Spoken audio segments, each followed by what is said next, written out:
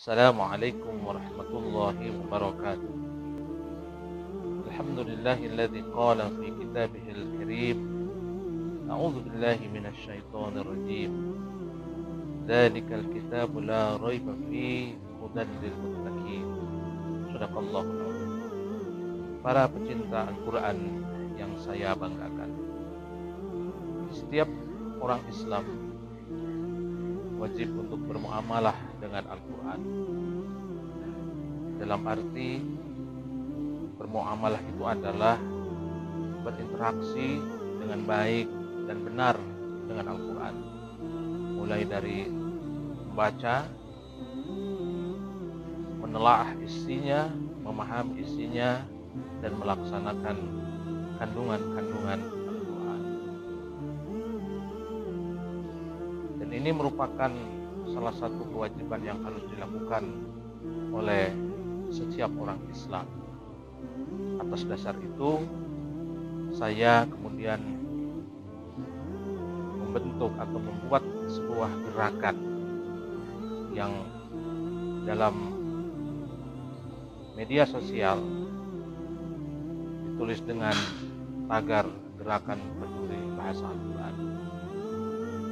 Gerakan Peduli Bahasa Al-Quran ini pada dasarnya adalah sebuah ikhtiar untuk mencoba mempelajari bahasa Al-Quran atau bahasa Arab yang menjadi bahasa pengantar Al-Quran. Gerakan Peduli Bahasa Al-Quran adalah sebuah ikhtiar untuk mencoba menjawab persoalan-persoalan kekinian, persoalan-persoalan aktual, persoalan-persoalan yang dihadapi umat Islam dengan solusi yang disampaikan oleh Al-Quran. Gerakan Peduli Bahasa Al-Quran meyakini bahwa sesungguhnya apapun peristiwa yang terjadi, yang ada di dalam keseharian hidup khususnya umat Islam, pada dasarnya sudah mendapatkan penjelasan dalam Al-Quran.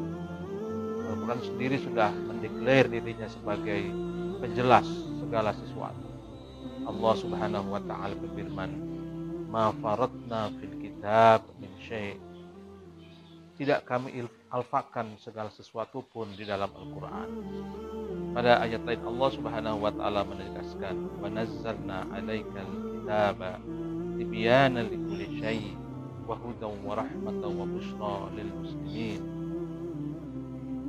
Kami telah menurunkan kepadamu Al-Quran atau Alkitab.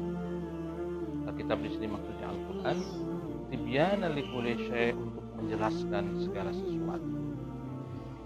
Segala sesuatu yang dimaksud oleh ayat Al-Quran ini itu bukan berarti Al-Quran menjelaskan segala persoalan yang bersifat remeh, atau bukan berarti Al-Quran menjelaskan persoalan-persoalan secara rinci. Mari kita simak penjelasan dari penulis kitab Tahrir wa Tanwir, yaitu Ibnu Ashur, dalam tafsirnya. Dia menjelaskan bahwa yang dimaksud dengan segala sesuatu pada dua ayat ini adalah islahun nafs, sesuatu yang berkaitan dengan reformasi diri, kemudian itmamul akhlak, penjelasan tentang penyempurnaan akhlak, wa taqwimul mujtama'al madani, menegakkan atau penguatan masyarakat society, masyarakat sipil atau masyarakat madani. Lalu yang berkaitan dengan dakwah Islamiyah, baik itu berkaitan dengan ketauhidan, berkaitan dengan kebenaran risalah Muhammad SAW, sampai kepada hal-hal yang berkaitan dengan dakwah itu sendiri, seperti tentang isyarat-isyarat ilmiah dalam Al-Quran, atau berkaitan dengan karakter atau tipe-tipe manusia dan sebagainya. Kalau kita perhatikan penjelasan dari Ibnu Ashur di atas, kita bisa memahami bahwa segala sesuatu yang dijelaskan oleh Al-Quran adalah prinsip-prinsip hidup prinsip-prinsip umum kehidupan manusia yang bersifat substansial. Prinsip-prinsip inilah yang kemudian menjadi dasar, menjadi rujukan dalam menjelaskan setiap event, setiap peristiwa yang dihadapi oleh umat Islam di mana saja. Inilah cara Al-Quran menempatkan dirinya sebagai kitab suci yang cocok untuk setiap zaman. Sholihun likulli zamanin wa makan.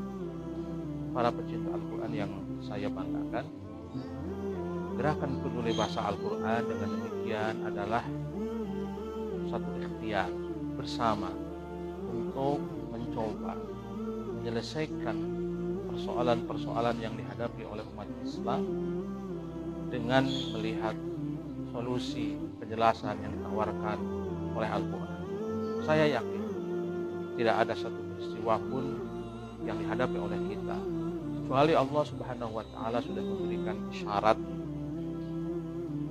petunjuk di dalam Al-Quran. Gerakan peduli bahasa Al-Quran juga adalah sebuah ikhtiar untuk mencoba memahami Al-Quran, mendalami kandungan Al-Quran dengan melihat seluk-beluk keindahan, keunikan, keistimewaan bahasa Arab yang digunakan oleh Allah.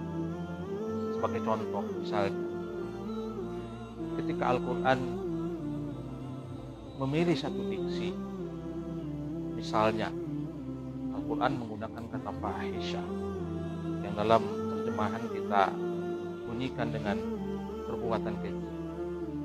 Kita mungkin bertanya, kenapa Al-Quran menggunakan kata fahisyah sementara pada ayat lain misalnya kita temukan Allah juga menggunakan kata yang kurang lebih maknanya sama seperti zanbun, wizrun, ithmun, maksiyah, zulmun, dan sebagainya.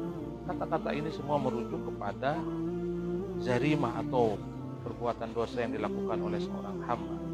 Tapi ketika Allah Subhanahu wa Ta'ala menggunakan kata fahisyah dalam satu ayat, pasti ini memiliki makna tertentu. Inilah yang dicoba untuk digali oleh gerakan peduli bahasa. Contoh lain misalnya ketika Al-Quran menggunakan pola tertentu. Misalnya tiba-tiba kita menemukan ayat Al-Quran yang bernada seperti bertanya atau istifham. Bagaimana? Terkadang kita punya pertanyaan, bagaimana Allah yang maha tahu kemudian di dalam firman-Nya ada pertanyaan seolah-olah Allah Subhanahu wa Ta'ala tidak mengetahui.